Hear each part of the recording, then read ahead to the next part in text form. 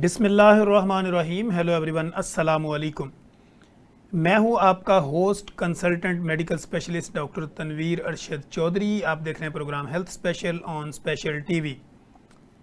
सुनते कानों देखती आंखों को डॉक्टर तनवीर अरशद चौधरी का अस्सलाम में मोहब्बत।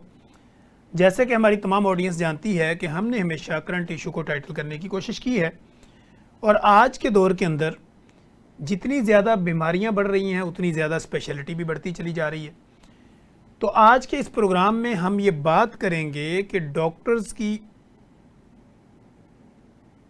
की मेडिसिन जो है उसके साथ साथ आपकी बॉडी को और किस तरह मुअस्सर बनाया जा सकता है।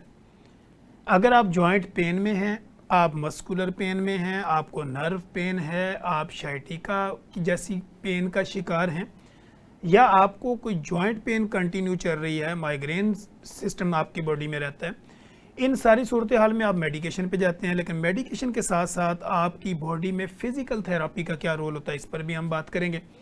इसी तरह हम बेशुमार बीमारियों के कंटिन्यू ट्रीटमेंट कर रहे होते हैं, लेकिन उसके बावजूद भी बॉडी में ना बीमारी ख़त्म हो रही होती है, ना बॉडी को कोई इफ़ेक्ट आ रहा होता है।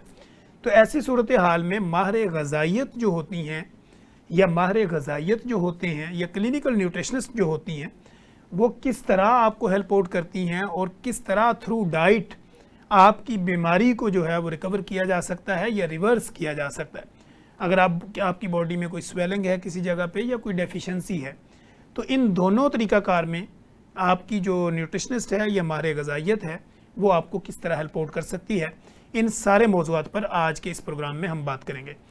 हमने आज अपने प्रोग्राम में दो most popular, most youngest, most famous, most experience शख्सियात को दावत दे रखी है, जिनमें हमारे साथ स्टूडियो में तशरीफ़ रखते हैं डॉक्टर मोहसन हसनात मोहसन, जो कि कंसल्टेंट फिजियोथेरेपिस्ट हैं, और इसी साथ हमारे साथ तशरीफ़ रखती हैं डॉक्टर हुस्ना शहजाद, जो कि क्लिनिकल न्यूट्रिशनिस्ट हैं। डॉक्टर साहब, welcome to the show. Thank you so much doctor Tanveer for having me here. Doctor साहब, आपको भी आपका शुक्रिया फर्स्ट ऑफ ऑल आने का, और आपको वेलकम भी करते हैं हम अपने शो में। अच्छा डॉक्टर हसनात मोहसन, मैं आपसे ये जानना चाहूँगा कि आज के दौर के अंदर जब हम 2025 में बैठे हैं, 2025 है, मेडिकल में इतनी जिद्दत आ चुकी है कि आज के दौर के अंदर, पहले एक वक्त था कि आप नब्ज़ पकड़ते थे तो आप बीमारी बताते थे, आजकल इस तरह की जदीद आपकी इन्वेस्टिगेशन के टूल्स आ चुके हैं बीमारियों के, लेकिन उसके बावजूद भी लोगों की बीमारी स्टिल उधर ही रहती है। फिजियोथेरेपी हमारी पेन मैनेजमेंट में क्या रोल अदा कर सकती है? डॉक्टर तनवीर, ये एक बड़ा डीप क्वेश्चन है और इसका आंसर बड़ा सिंपल सा है। मसला ये है कि इतनी ज़्यादा जिद्दत आने के बावजूद लोगों के पास अभी तक प्रॉपर अवेयरनेस नहीं है। ठीक। जो भी जदीद चीज़ें आ चुकी हैं, आलात आ चुके हैं या मेथड्स आ चुके हैं, लोग, एक तो बात यह है कि उनकी नॉलेज जो है उनके पास है नहीं है, अवेयरनेस नहीं है। दूसरा ये है कि जिनके पास नॉलेज या अवेयरनेस है ना, वो सिर्फ़ और सिर्फ अपनी दुकान बचाने के लिए कि भाई अगर ये किसी और को पता चल गया तो वो हमारे पास नहीं आएगा, इस वजह से वो आगे भी लोगों को अवेयर नहीं करते, जिसकी वजह से बीमारियां डे बाय डे लेट करते करते करते करते बीमारी नासूर में तब्दील हो जाती है। ठीक है, तो ये एक अलमिया है हमारे पाकिस्तान के अंदर। हमारे जो सीनियर्स हैं, जो हमारे प्रोफेशनल्स हैं, माशाल्लाह से, हर एक नहीं लेकिन कुछ लोग ऐसे हैं कि जो अपनी नॉलेज अपने हद तक ही सिर्फ समेट के रखते हैं, जिसकी वजह से लोगों को अवेयरनेस नहीं मिल पाती और फिर इनडायरेक्टली जो है वो उनकी बीमारियां प्रोग्रेस करते करते एक डेंजर जोन के अंदर चली जाती हैं। तो इसके लिए बेहतर ये है कि लोग अपनी नॉलेज को थोड़ा अप टू डेट करें, अपने डिज़ीज़ को डायग्नोज करवाने के बाद उसके वे ऑफ ट्रीटमेंट्स चेक करें कि भाई मेरे पास कितने तरह के इलाज के तरीके हैं। और डेफिनेटली उसके बाद जब आप देखेंगे तो ज़्यादातर जो जॉइंट पेन से लेकर आपकी डेली इंडिपेंडेंट लाइफ है, वहाँ पे जितनी भी एक्टिविटीज़ हैं उनमें आपको एक बड़ा अच्छा और एक रेगुलर रोल नज़र आएगा फिजियोथेरेपी का। ठीक है, क्योंकि एक फिजियोथेरेपिस्ट एक ऐसा हेल्थ केयर प्रोफेशन है जो हेल्दी होते हुए भी आपके लिए बहुत ज़्यादा चीज़ें डिज़ाइन करता है, जिससे आपकी हेल्थ प्रोग्रेस में रहे, कंटिन्यूड रहे और अपनी आप डेली लाइफ एक्टिविटीज़ को अच्छे से एंजॉय कर सकें। तो इसलिए एक रेगुलर, जिस तरह कहते हैं ना कि फैमिली फिजिशियन होता है, इसी तरह से आई थिंक सो कि एक फैमिली फिजियोथेरेपिस्ट होना भी बहुत ज़रूरी है ताकि आप बहुत सारी बीमारियों से ओवरकम कर सकें। ठीक है। अच्छा डॉक्टर हसनात मोहसिन, मैं आपसे ये जानना चाहूँगा कि आज के दौर के अंदर जैसे कि हम देख रहे हैं कि लोग एग्ज़ाम देते हैं, उसके बाद वो एफएससी करके फिर वो आगे फील्ड चूज़ करने में बड़े कंफ्यूज होते हैं। तो आप चूँकि यूथ को लीड भी करते हैं और इस तरह के डिफरेंट प्रोग्रामों को भी साथ लेके चलते हैं, तो आप क्या मैसेज उन नौजवानों को या उन फीमेल्स को देंगे कि वो कौन सी फील्ड में आए? ये अभी तो फ़िलहाल मेरा ख्याल से रिज़ल्ट्स अनाउंस भी होने वाले हैं और बड़ा एक स्ट्रेसफुल इन्वायरमेंट बच्चे के लिए मिला है। No doubt the MBBS is a very good degree, ठीक है, इसका फ्यूचर भी बहुत अच्छा है, लेकिन एक चीज़ की जब सैचुरेशन आ जाती है ना, तो फिर उस चीज़ का जो स्कोप है ना वो ऑटोमेटिकली थोड़ा कम होना शुरू हो जाता है। ठीक है। तब फिर हम फेस करते हैं सोसाइटी के अंदर अनएम्प्लॉयमेंट, ठीक है, जिसकी वजह से जॉब की कमी हो जाती है। तो कुछ स्टूडेंट्स ऐसे होते हैं जी, फॉर एग्जांपल वो मेहनत कर रहे हैं और बहुत ज़्यादा मेहनत कर रहे हैं, लेकिन वो ये सोचते हैं कि एमबीबीएस के अलावा कोई डिग्री यहाँ पे जो है वो एग्जिस्ट ही नहीं करती। हालांकि देखा जाए तो आप माशाल्लाह से कंसल्टेंट हैं, आप भी सीनियर हैं, एक डॉक्टर अकेला कुछ भी नहीं कर सकता। जाहिर बात। एक पूरा का पूरा पैनल, एक हेल्थ केयर सेटअप जो है वो एक पेशेंट के ट्रीटमेंट के लिए लाजमी है। ठीक। जितना अगर हम एक एग्जांपल लेके एक ऑपरेशन करने जा रहे हैं तो एक सिंपल सर्जन सारा कुछ नहीं कर सकता, ऐसे। उसमें एनेस्थेसियोलॉजिस्ट की भी ज़रूरत पड़ती है, उसमें ओटी टेक्नीशियन की भी ज़रूरत पड़ती है, उसमें स्टाफ की भी ज़रूरत पड़ती है, उसमें आप लोगों को हैंडलिंग की भी ज़रूरत पड़ती है। वो सारी चीज़ें जो है ना वो डिग्रीज भी इम्पॉर्टेंट हैं।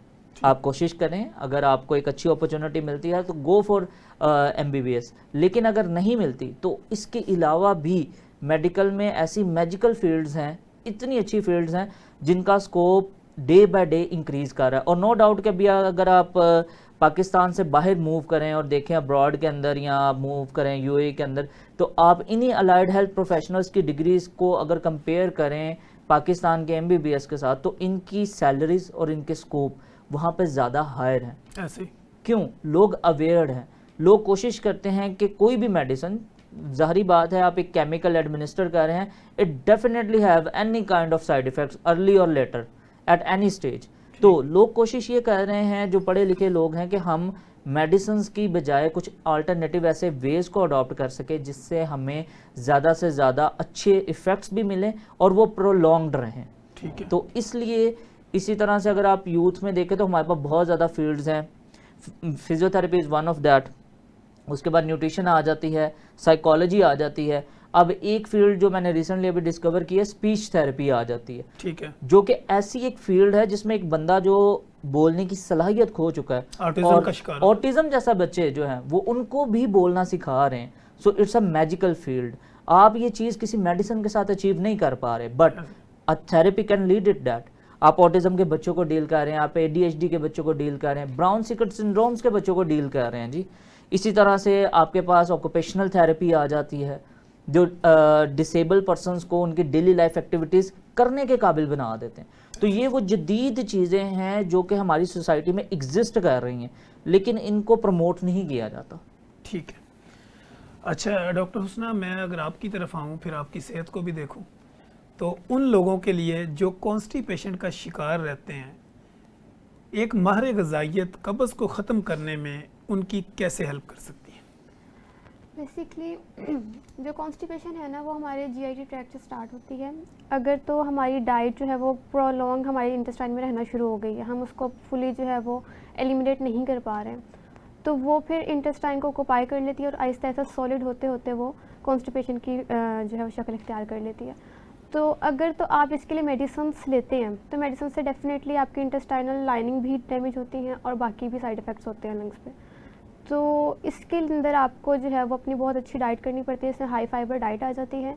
हाई फाइबर डाइट के साथ आपको ज़्यादा से ज़्यादा फ्रूट्स लेने होते हैं इसके अंदर, और जो वाटर इनटेक है ना वो आपको सॉलिड के साथ लेना होता है। फॉर एग्जांपल हम लोग जैसे मना करते हैं कि खाने के बाद पानी नहीं पीना या खाने के बीच पानी नहीं पीना, ठीक है, लेकिन जो कॉन्स्टिपेटेड पेशेंट्स होते हैं हम उनसे कहते हैं कि आपने खाने के बीच में भी 2-2 घूंट करके पानी पीना है, खाने के बाद भी 2 घूंट पानी पीना है। क्यों? ताकि सॉलिड के साथ साथ जो है वो लिक्विड की एब्जॉर्प्शन हो, जो आपका इंटेस्टाइन है वो आहिस्ता आहिस्ता जो है वो सॉफ्ट होता जाएगा। ठीक हो गया। इसके अलावा आपको हाई फाइबर डाइट, आपको जो है वो ब्रेकफास्ट इसमें फाइबर वाला करना होता है, और सारा दिन में फ्रूट्स इनटेक जो है वो आप ज़्यादा कर लें अपनी। इसके अलावा फ्लूइड इनटेक जो है वो आप अपनी नॉर्मल यानी नॉर्मल टेम्परेचर का लें, ज़्यादा ठंडा पानी ना लें। ये कुछ होता है। इसमें एक्सरसाइज भी बहुत मैटर करती है आपकी। अगर आप बहुत बिल्कुल ही एक्सरसाइज नहीं करते हैं, लाइक ऑफिस पर्सन है, बैठने का सारा टाइम काम है, तो उसके अंदर भी कॉन्स्टिपेशन बनना स्टार्ट हो जाती है, बिकॉज मूवमेंट ही नहीं होती है। तो मूवमेंट जितनी होगी उस एक्सरसाइज से भी जो है वो कॉन्स्टिपेशन रिलीज होती है। ठीक है। वो लोग जो चाय से अपने दिन का आगाज़ करते हैं और उसका अपने दिन का एंड भी चाय पे करते हैं, तो क्या चाय भी कॉज कर सकती है कॉन्स्टिपेशन को? चाय बेसिकली कॉन्स्टिपेशन भी कॉज कर सकती है, डायरिया भी कॉज कर सकती है, स्टमक अपसेट भी कॉज और कर सकती है, डिहाइड्रेशन भी कर सकती डिहाइड्रेशन भी कॉज कर सकते हैं। बिकॉज चाय जो है वो आपकी एब्जॉर्प्शन को, न्यूट्रिएंट्स एब्जॉर्प्शन को जो है वो रोकती है। तो चाय से आगाज़ तो नहीं, अगर बहुत ज़्यादा एडिक्ट हैं चाय के आप, तो फिर खाने के जो है या नाश्ते के आधे घंटे बाद थोड़ी सी दूध पत्ती ले लें, कड़क चाय नहीं, दूध पत्ती ले लें अगर बहुत एडिक्ट हैं आप। लेकिन मैं तो अपने पेशेंट्स को चाय से बहुत कम करवाती जाती हूँ, बिकॉज चाय डिहाइड्रेशन भी कॉज करती है, चाय से आपकी यूरिनेशन बहुत ज़्यादा हो जाती है जिसमें कोई एब्जॉर्प्शन नहीं होती है, और इसके अलावा चाय जो है वो आपकी ब्लड के एब्जॉर्प्शन को भी कम कर देती है। इसलिए चाय तो मैं कभी भी रिकमेंड खाली पेट तो बिल्कुल भी नहीं करती हूँ, वो अल्सर वगैरह कॉज कर सकती है, और आपको सोते हुए भी दूध रिकमेंड कर सकते हैं, चाय नहीं। ठीक है। योगर्ट का लोग इस्तेमाल करते हैं, दही का, जी जी तो दही का इस्तेमाल हेल्पफुल हो सकता है कब्ज़ को ख़त्म करने में? बिल्कुल हो सकता है, दही हेल्पफुल हो सकती है, लेकिन कुछ कंडीशंस के अंदर। फॉर एग्जांपल हम नाश्ते से अगर 15 मिनट पहले 2 चम्मच जो है वो दही के ले लेते हैं, ठीक है, और ज़्यादा हाई टेम्परेचर पे नहीं लेते हैं, मतलब ज़्यादा हम ठंडी दही नहीं लेते हैं, तो उससे हमारे जो है ना वो जो ट्रैक्ट है जिसके अंदर बैक्टीरियाज ऑलरेडी हैं वो क्लीन हो जाते हैं, और उसके बाद जब हम नाश्ता करते हैं, ब्रेकफास्ट करते हैं, उसका फाइबर हमारे इजीली जो है वो डाइजेस्ट हो जाता है। लेकिन हमारे यहाँ 2 चम्मच का तो कॉन्सेप्ट नहीं है, यहाँ पे तो बॉल लेते हैं लोग बड़े वाला। नहीं, वो तो होता है ना, फॉर एग्जांपल आप अगर दही को एज अ मेडिसिन ले रहे हो तो आपको एज अ मेडिसिन ही उसकी क्वांटिटी लेनी होती है। हम बहुत सी चीज़ें खा रहे हैं दिन के अंदर, लाइक हम फ्रूट्स भी खाते हैं, हम खाना भी बहुत अच्छा खा लेते हैं, लेकिन हम उसको एज अ मेडिसिन नहीं ले रहे हैं।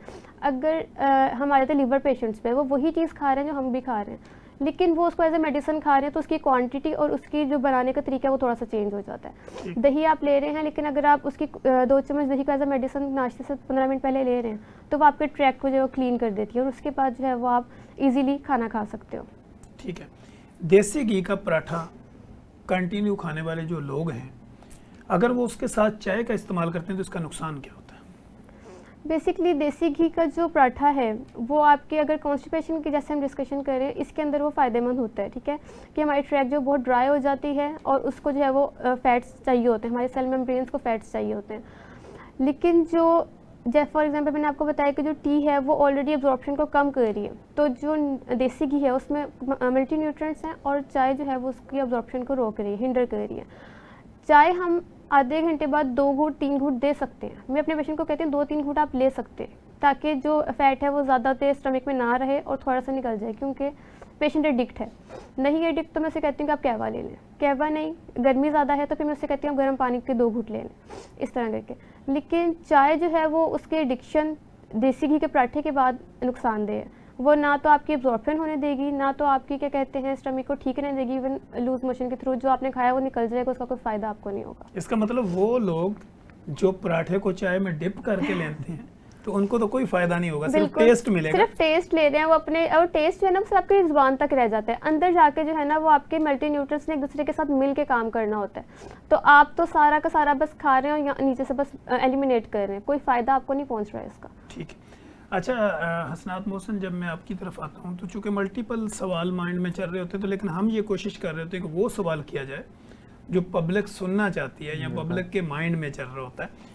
वो लोग जो एक्सरसाइजर हैं, वॉक करते हैं, जिम करते हैं, साइकिलिंग करते हैं, इनडोर करते हैं या आउटडोर करते हैं, उनमें ना मसल क्रैम्प्स की भी समटाइम कंडीशन में लोग आते हैं, तो क्या इस एक्सरसाइज के बाद बॉडी की स्ट्रेचिंग करवाना वो कितना हेल्पफुल हो सकता है? जी, यहाँ पे एक चीज़ है कि यहाँ पे न्यूट्रिशन का बहुत रोल आता है। आप कोई भी चीज़ अगर एक लिमिट से पुश कर रहे हैं तो डेफिनेटली वहाँ पे ओवर स्ट्रेचिंग हो सकती है, जिसकी वजह से मल्टीपल टाइम्स आपको सोरनेस फील होती है, और बाज़ औक़ात ऐसा होता है कि आपकी बॉडी जो है वो इतनी हाइड्रेटेड नहीं होती या इतनी न्यूट्रिशनल नहीं होती कि वो ऐसी एग्रेसिव एक्सरसाइजेस को बियर कर सके।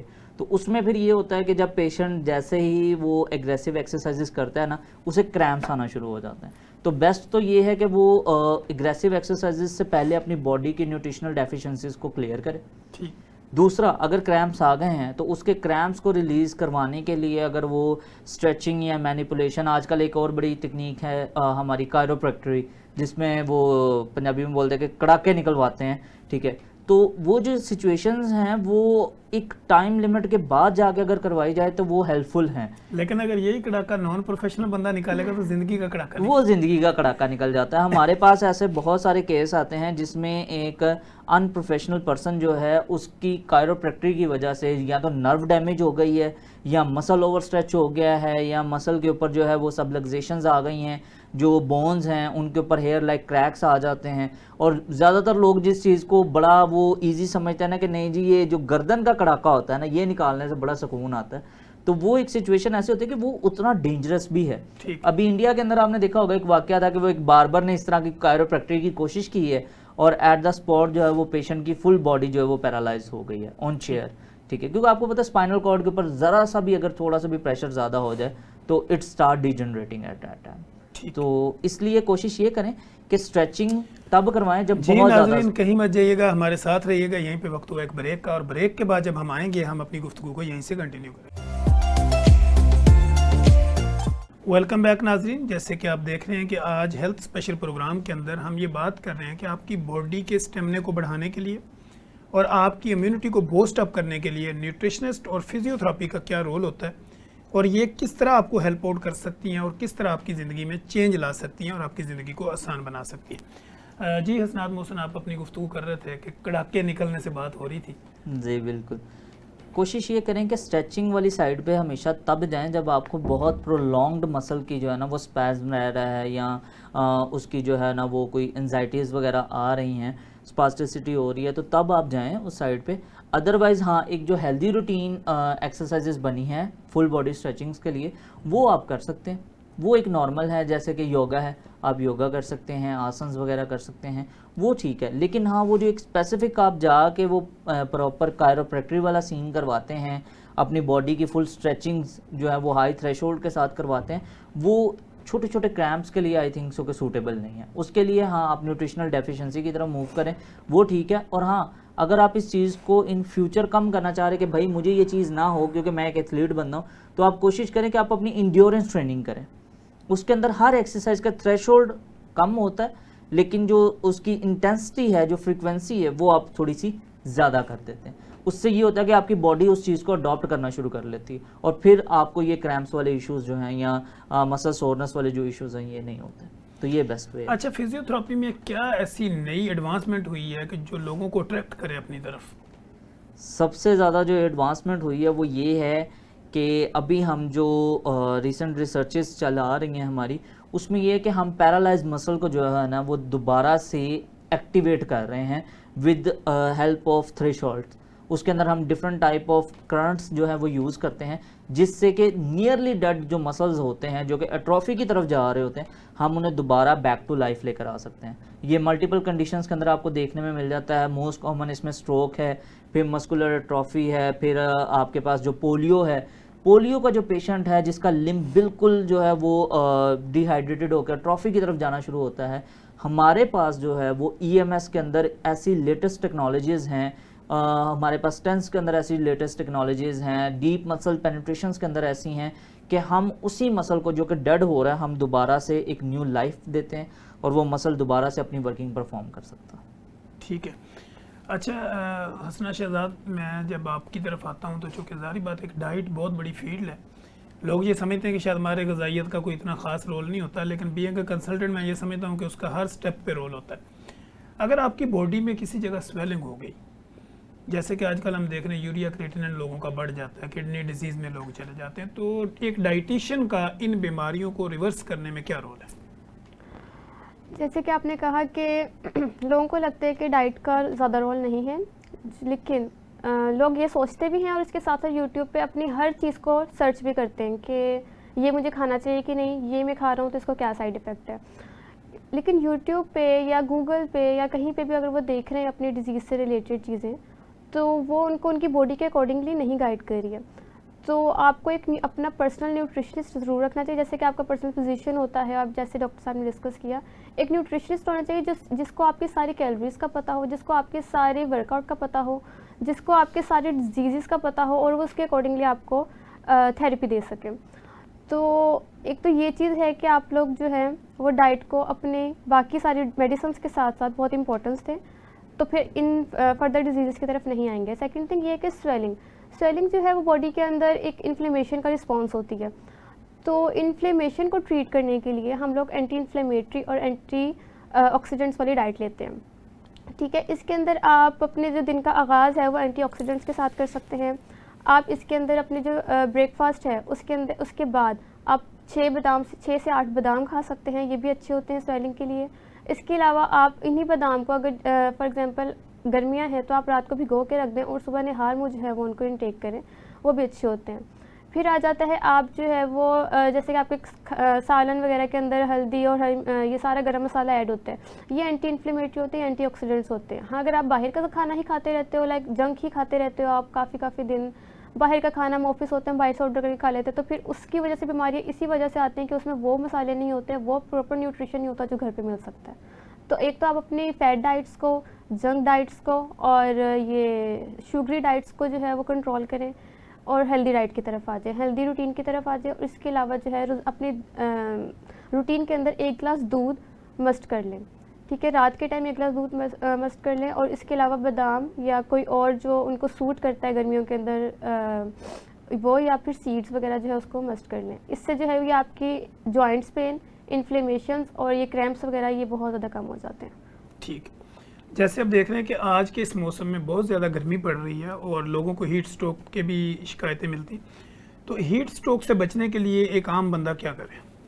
हीट स्ट्रोक से बचने के लिए बेसिकली प्रॉपरली हाइड्रेटेड रहना ज़रूरी होता है और उसके लिए न्यूट्रिशन का बहुत इंपॉर्टेंट रोल होता है। उसके लिए अगर आप फॉर एग्जांपल बाहर निकलते हैं, बहुत गर्मी लग रही है, आपने कोल्ड ड्रिंक देखी, आपने वो पी ली है, लेकिन वो आपकी बॉडी को डिहाइड्रेट कर रही है, कोल्ड ड्रिंक आपको हाइड्रेशन नहीं दे रही है। हाँ, अगर आपको सामने ही जो है वो कोई जूस लग रहा है, फ्रेश जूस है, अब वो पी लेते हैं तो वो फिर भी आपको हाइड्रेशन दे रहा है, लेकिन कोल्ड ड्रिंक हाइड्रेशन नहीं दे रही, उसमें शुगर की क्वांटिटी इतनी ज़्यादा है कि वो आपकी बॉडी में सिर्फ सिट कर रही है। सेकंड थिंग ये आ जाती है कि आप अगर अपनी हाइड्रेशन पानी के 2 गिलास एक टाइम पे पी लेते हैं, 3 गिलास एक टाइम पे पी लेते हैं, तो वो आपको हाइड्रेशन नहीं दे रहे हैं, वो एलिमिनेट हो जा रहे हैं इसी तरह से फ्रिक्वेंसी के साथ। लेकिन अगर आप 2-2 घूंट करके पानी पीते हैं, फॉर एग्जांपल एक पानी की बोतल आप साथ रख लेते हैं, रात को आप खीरा लेते हैं, खीरे के छोटे-छोटे पीसेस करके पानी की बोतल में डाल देते हैं, एक अदद लीमू के छोटे-छोटे पीसेस करके पानी में डालते हैं और पुदीना डाल देते हैं, जिसको आप डिटॉक्स वाटर। बिल्कुल। तो वो अगर आप डाल देते हैं रात को और सुबह उसको फ्रिज में रख देते हैं और सुबह उसको सारा दिन साथ लेके फिरते हैं और 2-2 घूंट करके पानी पीते हैं, वो आपको हाइड्रेशन दे रहे हैं। लेकिन अगर आप एट अ टाइम 1 बोतल पी लें, फिर बाहर निकल के 1 जूस का गिलास, 1 बोतल का गिलास इस तरह पी लें, वो आपको हाइड्रेशन नहीं दे रहा, जो कि सारे समझ रहे हैं कि हम हाइड्रेट कर रहे हैं खुद को, ये चीज़ें आ जाती है। तो लिहाजा स्लो पानी पीना जो वो हाइड्रेशन देता है। जी बिल्कुल। अगर बार बेतुका पानी पी रहे हैं तो वो आपको हाइड्रेशन पूरी नहीं कर रहा, वो जाता है और ट्रांजिट टाइम पूरा करता है और बॉडी से सेक्रेट आउट हो जाता है। ठीक है। अच्छा हसनात, अगर वो बंदे जो अपनी मसल्स के अंदर पावर पैदा करना चाहते हैं, अपना स्टेमिना बिल्डअप करना चाह रहे हो, तो वो क्या ऐसा करें कि उनके मसल्स जो है ना वो मजबूत हो जाए? वो बेसिकली 2 टाइप के गोल हैं। आपका जो क्वेश्चन है वो लाए कर रहा है इंड्योरेंस के अंदर। मैं उन्हें रेफ़र करूँगा कि वो इंड्योरेंस ट्रेनिंग करें। उसके लिए ये करें कि वो जो भी एक्सरसाइजेज या चीज़ें कर रहे हैं उनमें वेट की इंटेंसिटी जो है वो कम रखें और फ्रीक्वेंसी ज़्यादा रखें और ज़्यादा अरसे के लिए उसको करते रहें। वज़न कम हो, स्टेप ज़्यादा हो, तो वो ये इस चीज़ को अगर प्रोलॉन्ग्ड 1, 1.5, 2 महीना करेंगे तो वो उनकी बॉडी स्ट्रॉन्ग होना शुरू हो जाएगी। लेकिन यहाँ पे ये कॉन्सेप्ट है कि भाई जितने बड़े डोले उतनी ज़्यादा ताकत। तो उसके लिए फिर एक सिंपल सा कॉन्सेप्ट है कि उसमें आप थोड़ी देर के लिए अगर जैसे ही आप अपनी एक्सरसाइजेज जो है वो छोड़ते हो या अपना जिम जो है वो क्विट करते हो, तो आपकी बॉडी जो है वो समझ ले कि एक पंप है, जितनी देर आप उसे पंप करते रहोगे उतनी देर वो अपनी शेप में रहेगी। जैसे ही आप पंप करना छोड़ दोगे तो वो दी शेप होना शुरू हो जाती है। तो ये चीज़ जो है इसके अंदर आपकी बॉडी पावरफुल होती है, लेकिन वो एक शॉर्ट टाइम पीरियड के लिए होती है। अगर आप चाह रहे हैं कि भाई मैं अभी 10 किलो का वज़न उठा रहा हूँ और मुझे इसमें कंधों में दर्द नहीं होती है और मैं ये वज़न कम से कम 30-40 साल ऐसे ही उठाना चाहता हूँ, तो आप 30-40 साल उठाने के लिए आप डेली की एक रूटीन बनाएं कि भैया आपने आधा किलो का वज़न लेना है और उससे 10 बार जो है ना वो आपने फ्लेक्शंस करनी है, अपनी बाइसेप की एक्सरसाइजेस कर लेनी है। तो अगर ये आप अपनी एक रूटीन रख लें तो आपका ये जो ½ kg का वेट है ये आपको 10 kg लिफ्ट करने के लिए जो ना आपके मसल्स की इंड्योरेंस करते हैं, ट्रेनिंग करवा देगा उस तरह की। बिल्कुल। तो वो आप करें, वो ज़्यादा हेल्दी रहेगा। ठीक है डॉक्टर हसनात मोहसिन, जब हम स्टूडियो में होते हैं टाइम लिमिटेशंस भी होती हैं डेफिनेटली। और आप लोगों के साथ हम घंटों में बातें कर सकते हैं, बेशुमार सवाल जवाब होते हैं। हमारे पास लास्ट 2-2.5 मिनट हैं जिसमें हाफ करना होगा, तो आपका पब्लिक के नाम, यूथ के नाम क्या पैगा? सबसे पहले आज का जो सेशन था ये था हमारी हेल्थ फिटनेस के रिगार्डिंग। तो मैं यूथ को सिर्फ इतना ही कहना चाहूँगा कि कोशिश करें, आप जो भी अपनी बॉडी को शेप देना चाह रहे हैं या फ्यूचर को शेप देना चाह रहे हैं, उससे पहले कोशिश करें कि आप उसकी एक प्रॉपर नॉलेज लें। हर चीज़ आज के दौर में एआई के थ्रू आपके डोर स्टेप के ऊपर अवेलेबल है, जस्ट अ क्लिक अवे। आप कोशिश करें, चाहे आप फ्यूचर सेलेक्ट कर रहे हैं, चाहे आप फिजियोथेरेपी सेलेक्ट कर रही हैं, चाहे आप किसी डिजीज़ का ट्रीटमेंट सेलेक्ट कर रहे हैं, आप उसकी बैकग्राउंड नॉलेज लाजमी लें। बैकग्राउंड नॉलेज लेने के बाद फिर आप अपने स्टेप्स को आगे लेकर चलें और इंशाल्लाह आपको उसके गुड रिजल्ट्स ही मिलेंगे। Thank you so much. शुक्रिया। डॉक्टर हुस्ना शहजाद, आप बताएं कि पब्लिक हीट स्ट्रोक के हवाले से पब्लिक के नाम हुस्ना शहजाद का क्या पैगाम? जी अस्सलाम वालेकुम। बेसिकली जैसे कि लास्ट जो इराक था उसके अंदर की बीमारियां इतनी नहीं थी, उसके अंदर खुराक भी बहुत अच्छी थी, लेकिन अब जैसे कि ना खुराक वैसी है और बीमारियां भी जो हैं अब वो उस तरह से ट्रीट जल्दी नहीं हो सकती हैं। तो आपको अपना जो है वो हर 6 मंथ बाद एक एग्जामिनेशन करवानी चाहिए। और इसके अंदर जैसे कि अभी गर्मी बहुत ज़्यादा चल रही है, तो आपने अपनी हीट स्ट्रोक का कंट्रोल करने के लिए अपने दिन का आगाज़ जो है वो या तो आप अपना लस्सी के साथ कर लें या फिर जो है वो आप अपना एक डिटॉक्स के साथ कर लें। और इसके बाद आप अपनी वाटर बॉटल एक अपने साथ रखें, सारा दिन जो है उसके 2-2 घूंट 3-3 घूंट ज़रूर लें। बाकी जहाँ जाते हैं पानी पिएँ, जूस पिएँ, इट इज़ ओके, लेकिन आप अपने जो डिटॉक्स है उसको सारे दिन साथ रखें और दही का इस्तेमाल करें और इसके अलावा लेमनेड का इस्तेमाल करें। फ्रूट्स, ज़्यादा से ज़्यादा फ्रूट्स का इस्तेमाल करें। आजकल जैसे चेरीज़ आई हुई हैं और आलू बुखारा आया है और खुबानी भी आई हुई है, इन फ्रूट्स का ज़्यादा से ज़्यादा इस्तेमाल करें। और इसके अलावा खाने से पहले ज़रूर पानी पिया करें। खाने से 10-15 मिनट पहले जो है वो 1 गिलास पानी ज़रूर पिया करें, नॉर्मल टेम्परेचर का, ठंडा पानी नहीं। बाकी अपनी हाइड्रेशन को रखने के लिए आपको थोड़ा थोड़ा स्किप करके पानी पीना चाहिए, ज़्यादा एक टाइम पे नहीं पीना चाहिए। थैंक यू सो मच, आपकी तशरीफ़ आवरी का शुक्रिया। नाज़रीन, आपने देखा कि हेल्थ और फिटनेस के हवाले से आपकी बॉडी मसल्स और आपकी इम्यूनिटी को बूस्ट अप करने के लिए हमने कोशिश की कि शॉर्ट टाइम के अंदर आपके जहनों के अंदर उठने वाले सवालात की अक्कासी की जाए और आपको आसान अल्फाज में मैसेज डिलीवर करने की भरपूर हमने कोशिश की। मुझे, मेरे गेस्टों को, मेरी प्रोडक्शन टीम को इजाज़त दीजिए। हम दोबारा एक नए गेस्ट के साथ, नए सवाल जवाब के साथ दोबारा हाज़िर होंगे। तब तक के लिए इजाज़त दीजिए। अल्लाह हाफिज़।